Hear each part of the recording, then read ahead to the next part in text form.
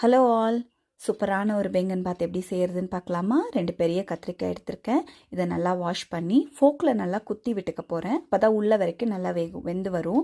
இதில் நல்லா ஃபோக்கில் குத்தி நம்ம ஃபுல்கா பண்ணுற ட்ரேயில் நம்ம நார்மல் அடுப்பில் தான் வச்சு சுட்டு எடுக்க போகிறோம். இப்போ நான் ஃபோக்கில் குத்தி எண்ணெயை நல்லா தடவணும்.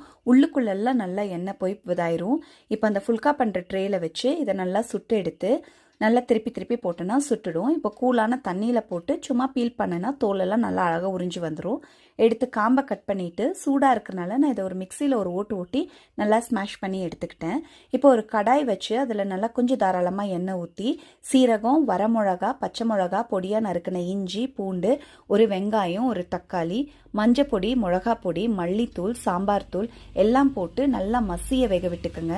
இப்போ இந்த மசிச்சு வச்சிருக்கிற இந்த கத்திரிக்காவையும் அதுலேயே போட்டு கொஞ்சம் பட்டர், கொத்தமல்லி எல்லாம் தூவி நல்லா இறக்குனீங்கன்னா அட்டகாசமான ஒரு பேங்கன் பாத் ரெடி.